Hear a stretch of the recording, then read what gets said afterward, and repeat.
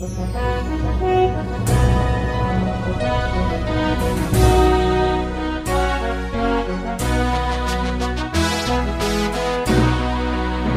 bagi saudara sekalian. Marilah kita siapkan hati dan pikiran kita untuk mendengarkan firman Tuhan. Kita berdoa. Damai sejahtera Allah yang melampaui segala akal, itulah yang memelihara hati dan pikiranmu di dalam Kristus Yesus Tuhan kita. Amin. Jemaat yang terkasih, firman Tuhan yang menjadi nas khotbah dalam ibadah Minggu Ukuli tanggal 23 Maret tahun 2025 tertulis dalam Injil Lukas pasal 13 ayat yang pertama hingga ayat yang kelima. Demikian firman Tuhan. Pada waktu itu datanglah kepada Yesus beberapa orang membawa kabar tentang orang-orang Galilea yang darahnya dicampurkan Pilatus dengan darah korban yang mereka persembahkan. Yesus menjawab mereka, "Sangkamu orang-orang Galilea ini lebih besar dosanya daripada dosa semua orang Galilea yang lain, karena mereka mengalami nasib itu? Tidak, kataku kepadamu, tetapi jikalau kamu tidak bertobat, kamu semua akan binasa atas cara demikian. Atau sangkamu ke-18 orang yang mati ditimpa menara dekat Siloam lebih besar kesalahannya daripada kesalahan semua orang lain yang diam di Yerusalem? Tidak, kataku kepadamu, tetapi jikalau kamu tidak bertobat, kamu semua akan binasa atas cara demikian." Demikian pembacaan firman Tuhan. Saudara terkasih, pernah terjadi di suatu daerah musibah gempa bumi yang dahsyat yang menyebabkan kerusakan bangunan, bahkan juga korban jiwa. Peristiwa yang tragis itu menarik perhatian banyak orang yang turut prihatin dan memberikan bantuan terhadap para korban. Namun di sisi lain, ternyata ada beberapa kalangan yang justru menunjukkan perilaku yang tidak berperi kemanusiaan, yang mengatakan bahwa bencana itu adalah suatu hukuman dari Tuhan atas dosa-dosa dari penduduk setempat. Pandangan tersebut adalah suatu tuduhan yang sangat memilukan hati para korban. Ibarat sudah jatuh malah ketimpa tangga, yang seharusnya ditolong malah dirongrong dengan hujatan yang menyakitkan. Perilaku yang demikian sering terjadi dari pihak yang selalu merasa dirinya paling benar dan orang lain tidak. Bagi orang-orang yang demikian, sudah tertanam suatu pemahaman bahwa orang yang berdosa pasti dihukum, sedangkan orang yang benar pasti selalu diberkati. Jemaat yang terkasih, pola pikir yang demikian sebenarnya juga sudah lama diyakini oleh penganut agama-agama kuno sejak waktu silam, dan hal yang demikian juga tertanam di benak orang-orang Yahudi, sebagaimana yang kita simak dalam pembacaan nas khotbah ini.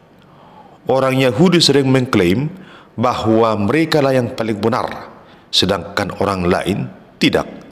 Akibatnya muncul pandangan bahwa setiap orang yang berdosa pasti akan dihukum dengan berbagai hukuman atau musibah yang ditimpakan Allah kepada mereka. Hal yang demikianlah yang kita simak dalam dua peristiwa yang dikisahkan dalam nas khotbah saat ini. Yang pertama, peristiwa orang-orang Galilea yang dibunuh Pilatus.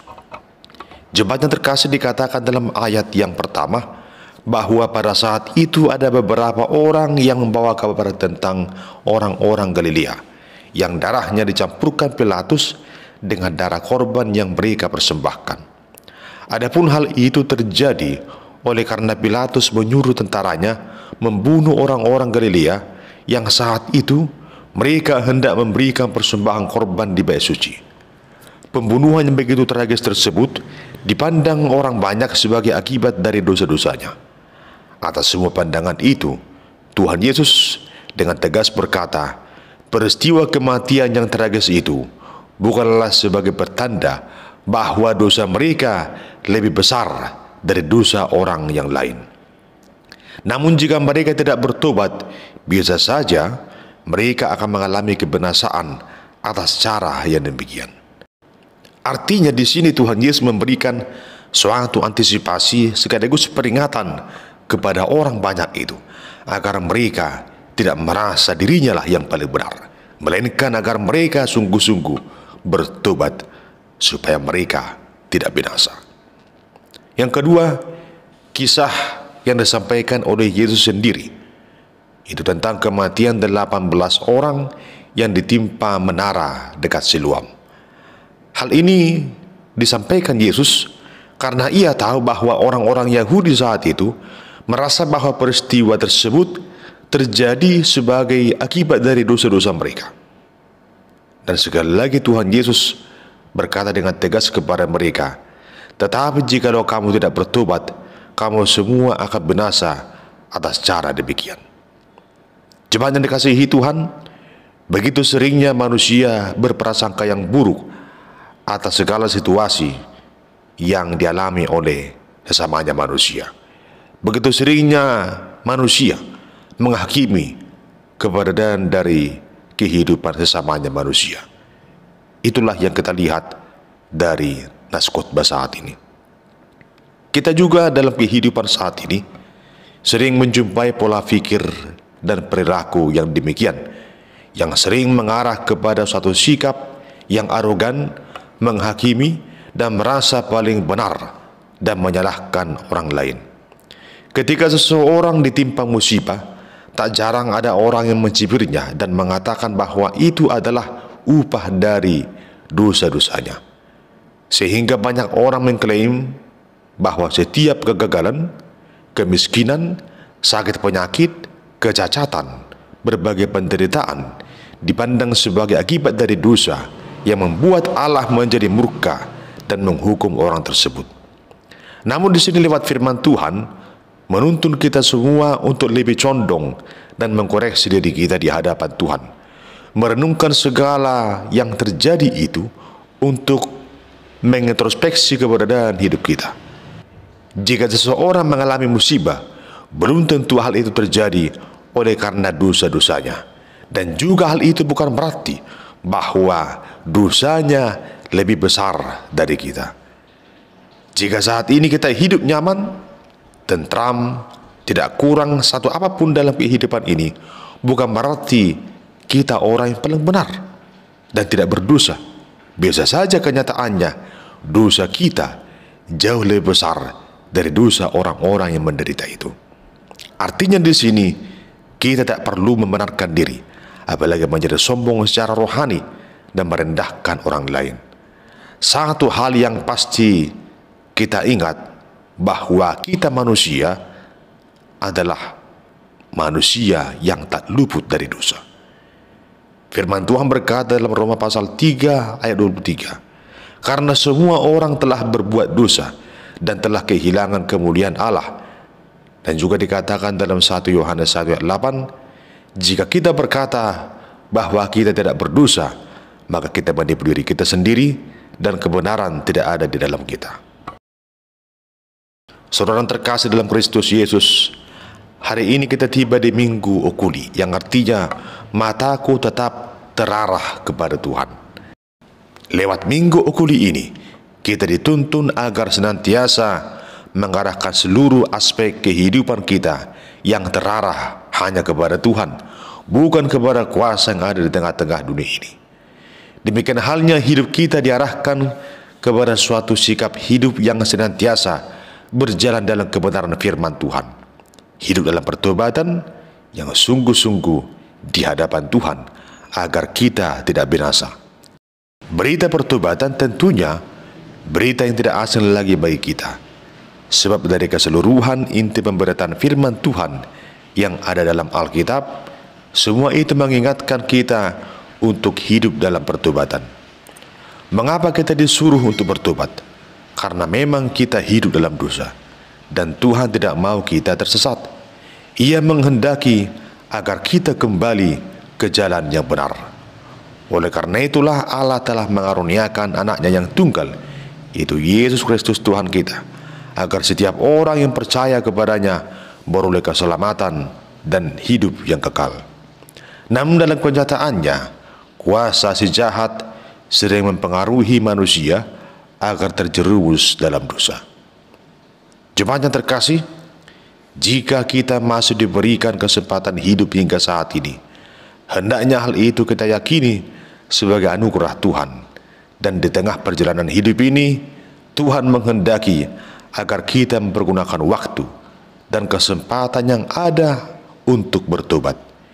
Hidup ini adalah kesempatan bukan hanya melakukan berbagai kesibukan akan banyak hal, namun sekaligus kesempatan untuk bertobat dari segala tingkah laku kita yang penuh dengan dosa. Hidup yang kita jalani ini diibaratkan seperti pohon ara yang diberi kesempatan 1 tahun lagi untuk berbuah.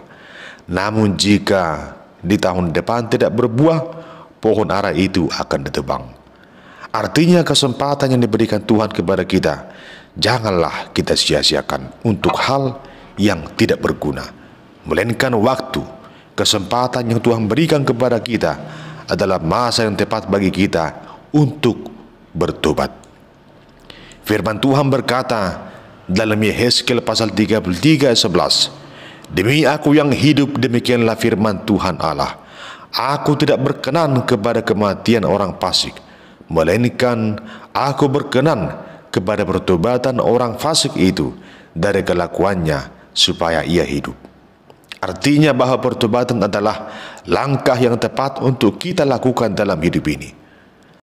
Dalam nas firman Tuhan saat ini, kata pertobatan diambil dari istilah bahasa Yunani metanokte, dari akar kata metanoia, yang berarti pertobatan. Adapun makna dari kata pertobatan itu bukan berarti suatu sikap yang mengubah perilaku sekali saja, tetapi pertobatan yang dimaksud di sini adalah perubahan pola pikir dan karakter yang sebelumnya dilakukan berulang-ulang, bahkan setiap saat, sehingga seseorang itu benar-benar mengalami perubahan dalam pola pikir, karakter, dan segala perilakunya. Firman Tuhan saat ini mengajak kita semua untuk melakoni hidup dalam pertobatan yang sungguh, agar hidup kita ini benar-benar berbuah dan berkualitas, agar hidup kita ini menjadi berkat bagi banyak orang. Oleh karena itu, saudara yang terkasih dalam Kristus Yesus, jika hari ini saudara mendengarkan seruan untuk bertobat, apakah itu lewat firman Tuhan yang saudara dengarkan saat ini, atau dari setiap khotbah atau teguran dari para hamba Tuhan yang mengingatkan saudara untuk bertobat, maka hendaklah engkau menerimanya. Jangan marah ketika engkau diingatkan untuk bertobat, dan jangan keraskan hatimu ketika engkau diingatkan untuk bertobat. Namun terimalah dengan tulus hati, berubahlah dengan sungguh-sungguh, berubahlah oleh pembaharuan budimu. Terimalah Yesus dengan segenap hati, jiwa, dan pikiran saudara. Jika engkau menerima teguran, sadarilah bahwa sungguhnya teguran itu adalah gambaran cinta kasih yang tulus, yang tidak menghendaki saudara supaya terhilang. Namun sesungguhnya teguran untuk bertobat itu adalah tuntunan bagi saudara supaya hidup dalam kebenaran. Maka pada saat ini, di Minggu Okuli ini, tetaplah arahkan pandanganmu hanya kepada Tuhan Yesus, Sang Juru Selamat hidup kita, yang menyerukan kepada kita semua agar kita bertobat supaya tidak binasa. Datanglah pada Yesus, percayalah kepadanya, bertobatlah supaya engkau tidak binasa. Bertobatlah sebab kerajaan Allah sudah dekat. Bertobatlah dan percaya pada Yesus agar engkau tidak binasa, melainkan beroleh hidup yang kekal. Amin. Kita berdoa. Ya Tuhan Allah, kami sungguh bersyukur atas firman yang kami dengarkan saat ini, menuntun kami ke dalam satu sikap hidup yang mau bertobat agar kami tidak binasa. Kiranya Roh-Mu yang kudus menguatkan kami hidup dalam pertobatan yang sungguh, sehingga kami sungguh-sungguh juga beroleh keselamatan hidup yang kekal dalam Kristus Yesus, Tuhan dan Juru Selamat hidup kami. Amin.